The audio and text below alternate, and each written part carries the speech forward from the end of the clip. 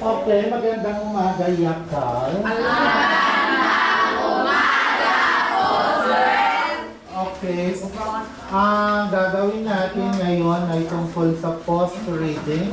Ako po ang in-charge sa post-reading. Maaari na po tayong maupo. Okay? Okay, in your first session, sa unang pagtitipon sa inyong guro, kayo ay nagbasa ng literatura na pamagat ay Sandaang Damit. So, when you say post-reading, ito ay tingnan natin kung gaano nyo naintindihan ang isang kwento. Just for example, kapag lumabas kayo sa bahay nyo at may nalaman kayong namatay, bakit daw siya namatay? Ano ba daw kasi ang dahilan? Bakit siya nagpipti? Ganito daw siya, binuli. Yun yung mga dahilan. Ngayon, ang gagawin naman natin dito, ating himay-himayin ang kwento kung ano ang nangyari dito. So, una natin gagawin ay ang ibigay ang buod ng kwento. Sa unang saknong, pangalawang saknong, pangatlo, pang-apat, at pinakahuling saknong, pang-lima. Okay. So, sino ang magbubuod sa unang saknong? Unang saknong, when you say unang saknong, talata is paragraph. Tama po? So, in the first paragraph, may nangyari naglalarawan, di ba?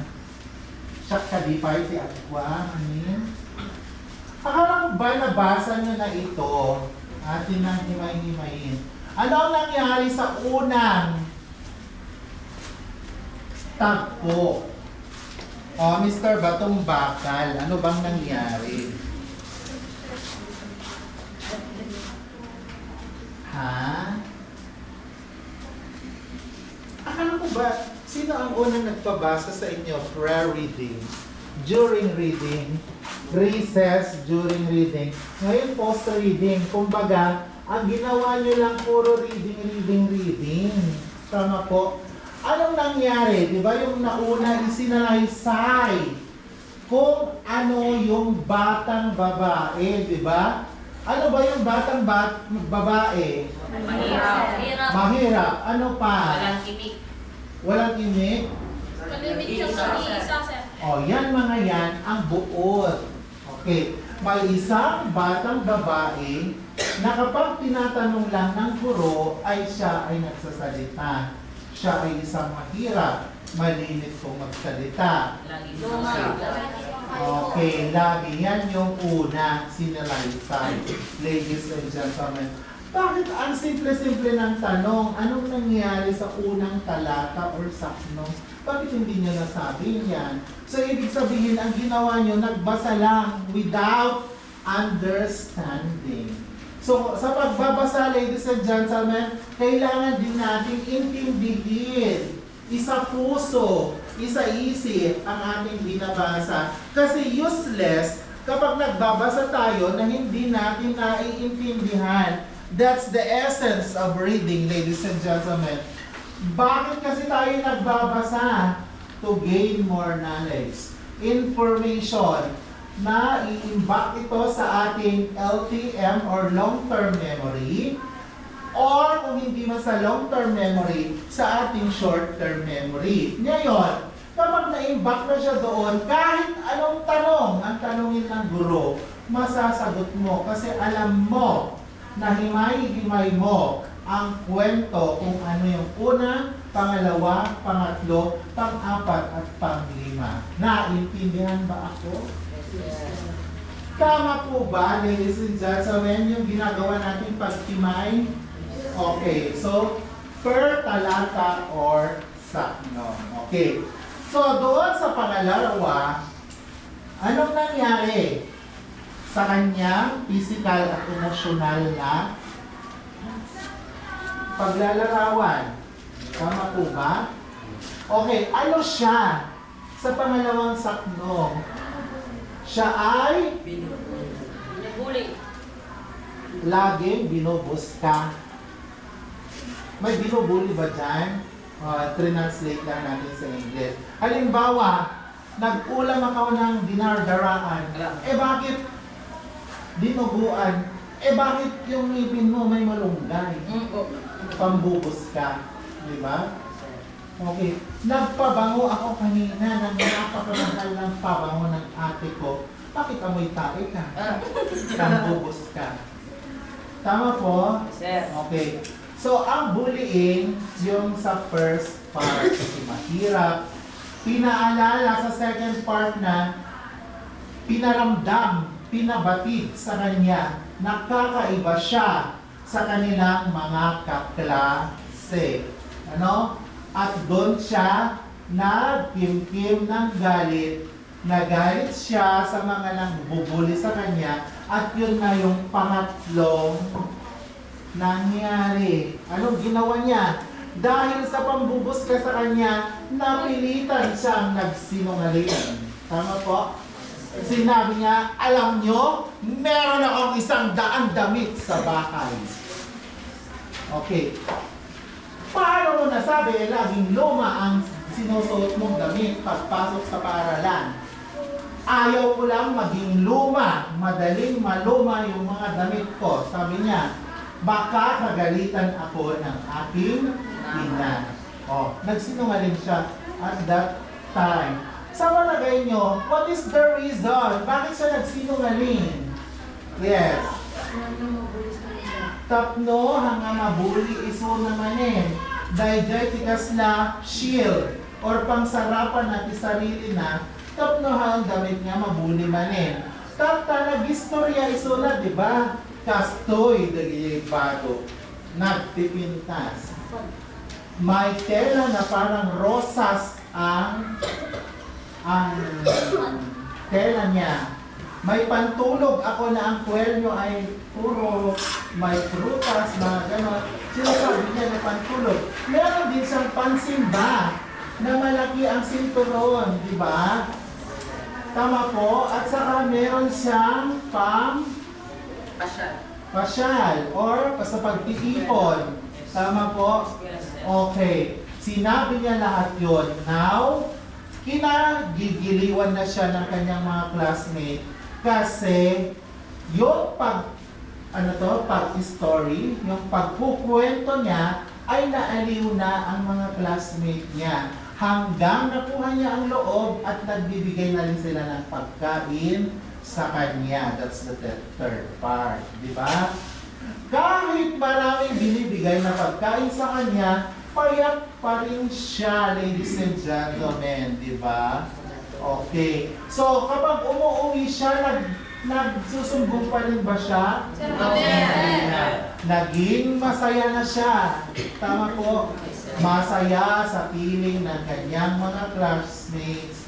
At isang araw, sa pang-apat, hindi na siya pumasok. Sa susunod na araw, sa isang linggo, at nagbalak sa pang-apat na, nagbalak ang mga classmate niya na i-surprise visit. Pumunta sila sa bahay. Di ba? At anong nangyari sa bahay nila? Okay, nung pumunta sila doon, ay, ito na yung the climax, the pinakamagandang part. Nung pumunta na sila sa bahay nila, anong nangyari? Pakibuod. Yes, Noel. Nakita doon sir, di marami ang kasangkapan, di marami na sir. Marangya ba? Di marami. Hindi, walang salat sa Salat sa ano nang marami ang kasangkapan sir. karangyaan. Ano ba ang nakita? Salat, maliban sa salat sa karangyaan ng kanilang bahay. Sir, Ha? sir. Sira-sira at agit-iring. Ano ko na? Tagilid ba? Hindi. Yung Okay, nakagiray dahil sa kalumaan. Okay. So, noong pumasok sila, anong nakita nila? Babae sa payat ng babae. Okay. Ano yon? Babae. Stand up. Babae. Sino yung babaeng payat na lumabas? Nanay ng bata. Ang nanay ng bata. Pero, yung nanay ng bata, anong ginawa ng nanay ng bata? Ha? Okay, pinapasok sila. Nung pinapasok sila, ano ang una nilang napansin, ladies and gentlemen? Enzon, anong una nilang napansin? Drawing na nga, badbado. Saan nakalagay ang kanyang mga drawing? Diba? Sa dingding. Tapos, napansin nila ang mga drawing niya. Tapos, yun ang una nilang napansin bago ang batang nakaratay sa Teresa or Teresa? Oh. Okay, Teheras. Sino yung batang may sakit? Ha? Okay, siya yung classmate nila.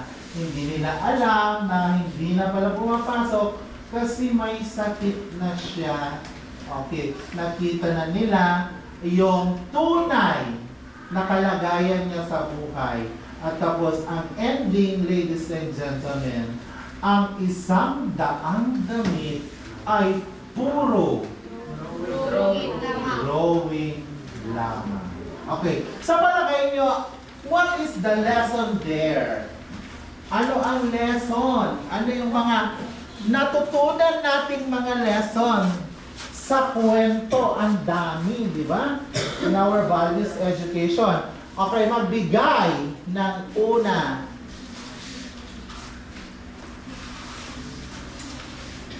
Are you sure? You're raising your hand. Palakpakan na natin si Joseph. Ayan, stand up, Joseph. Daran lang po. Di ba nakinig ka? Sige, ma'am. Ano ang lesson doon? Di ba ang dami-dami, di ba? Sir. Oh. Ano ang unang lesson? Yes, Akira. Huwag mang bully. Kasi ang kahihinatnan ng pambubuli mo, pwedeng magsinungaling siya, mapuwersa siyang magsinungaling para Hindi mo. hindi mabuli. Okay, another. Huwag mang bully. Pangalawa, huwag magsinungaling. Kasi kapag nagsisinungaling ka, pasasaan at pasasaan ba't mabubunyag din. Kasi na di balay ni nakintas da bubidana, da bitana, da Cristina, hindi na bigla. Umay, di classmate na, nag-istoryaan na, niyawa mit bubidana, mit ikwana. O, diba? Okay, tama po? Okay. Another lesson. Wala na bang lesson doon? Yes, Alvin Sagon, palakpakan na natin sa okay na Alvin, ano yung gusto mong sabihin? O magsabi ka. Ay, ano? Ayan sa Alvin Sagon po, ladies and gentlemen. Siya po ay magre-resign. Di ba nani? Ha? Alvin. Stand up, Alvin. Ano? Ano yung mga lesson? Yes. Magsabi ka kung anong sitwasyon. Sige na. Nabasa mo ba yung kwento? Nakinig ka ba? Okay, sige. Ano ang naintindihan mo doon? Sabi niya, huwag magsinungaling. Ano pa yung ginawa ng bata? Ano pa yung ano niya? Who can help Alvin? Stand up muna, Alvin. Okay, sa mundong iisa, hindi pwedeng hindi kayo magiging dalawa ni Miss Mabanta. Okay.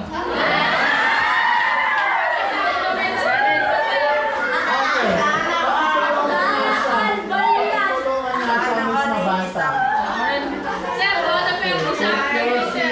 At tutulungan ka ni Noveline. Ano ba yung lesson, anak? Di ba nabing yung pa? Ah? Sa akong tatay. Correct. Be humble. Huwag magyabang. Anong ginawa ng bata? Nagyabang siya, di ba? Meron lang ako isang daang damit. Nung pumunta sila sa bahay niya, puro drawing. Di ba? Huwag magyabang. Ano ba ang lesson doon? My gosh, ang dami-dami. Yes, Noel. Sir, kahit na magkaw, wag mo pa din tabakan ng nakababasa. Correct. Yun po. Huwag mong apakan ay yuyurakan ang mga nasa baba mo or mga mahihirap. Kalimitan kasi ang story, ang karaniwan, mayayaman ang nang-aapak, di ba? Okay, pero sa story naman natin, parang quote and unquote, partly, meron ding contributors yung bata kung bakit siya naging mahirap siguro. Diba? Any other lesson? Malaksit tigas dahil? Kailangan ba natin, yes, Miss Gipaya? Huwag manukso? Ano, yes? Ano pa?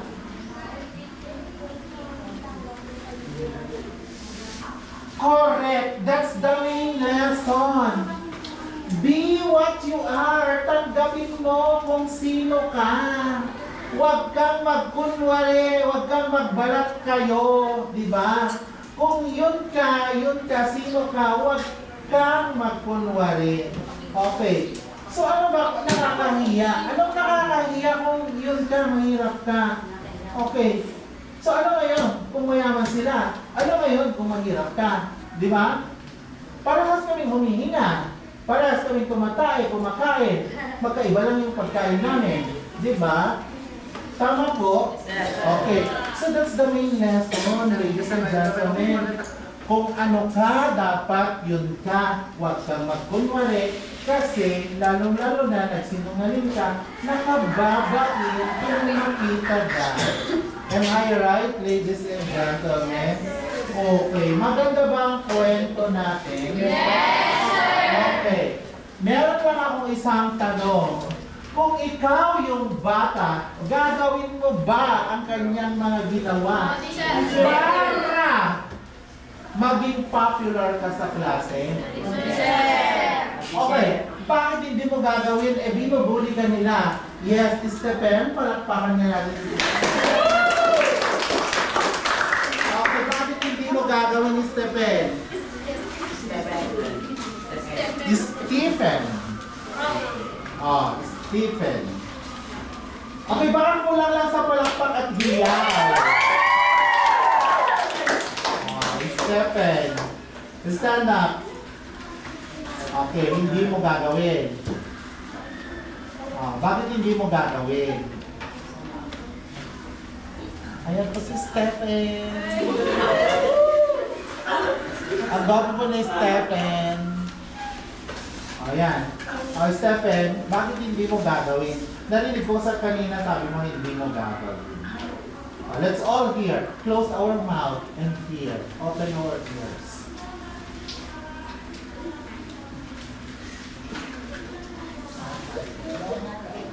Stephen, exercise mo tangiwat mo. Ha?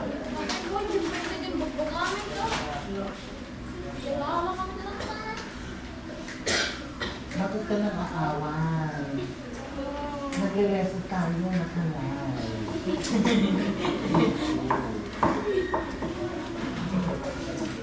Ayan po, nabubuli po si Barson. Binubuli niya si Noel.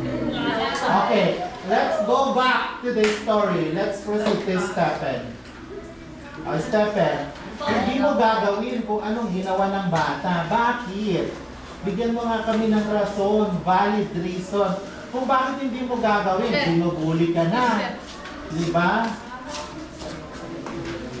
Agpalastog ka kadimit lang nung tapos na maalam ka atensyon da.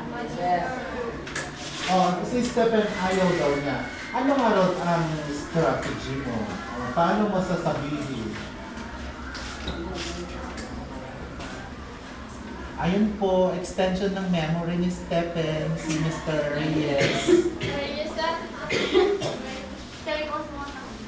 Opo, pupos po namin shoutout sa inyong lahat. O, ano, Stephen? O, sino gustong tumulong kay Stephen? Magbigay ng idea, kuro-kuro at kaisipan.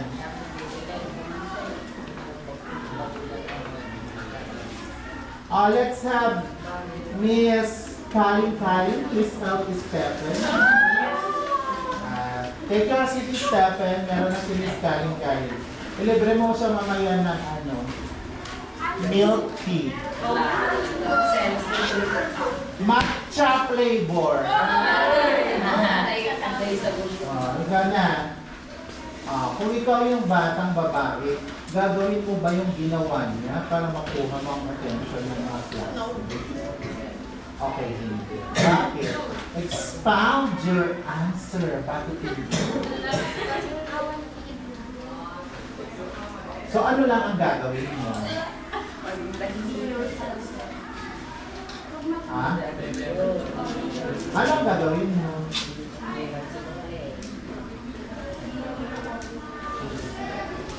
Anong gagawin mo? Let Miss Kaling speak.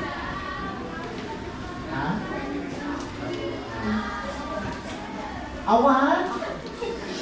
Ang bulagat-girat ka, bulbulida ka. Ha? Manaki. Manaki na may panting tumaki. Wala kang gagawin. Hindi mo paglalaban ng sarili mo. Ano ang gagawin mo? Ha?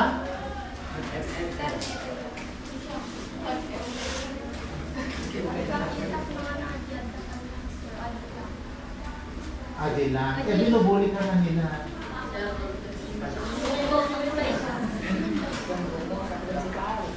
Hindi ka lalaban?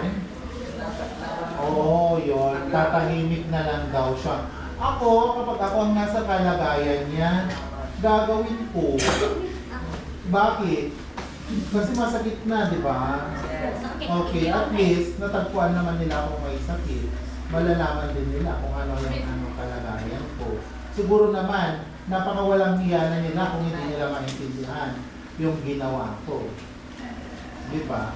Ay, kaya pala, di ba, nung pagpasok na doon, ay kaya pala sinagyabang kasi lagi natin siyang binubuli. Ganito na ang life pala niya. Ayun, gumawa siya ng shield para sa kanyang sarili, para hindi na natin magulo. So, tayo din ang nag-joke sa kanya kung bakit siya nagsinungaling. Siyempre, mag-feedback sa sarili natin yun. Tama po, kung totoo tayong classmate niya, mag-feedback sa inyo yun kung tama ba yung mga ginawa nyo or hindi. Okay, palakpakan natin. Napakagaling, napakahusay ang mga pagsasagot-sagot. Let's go.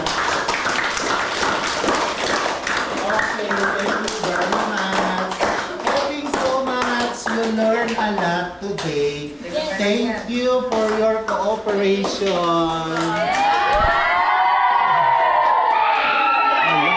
My gosh. Ano ba? Ang alam nila parang may game na. Baka sabi nila may activity. Kaya mga gang girls. Gang girls.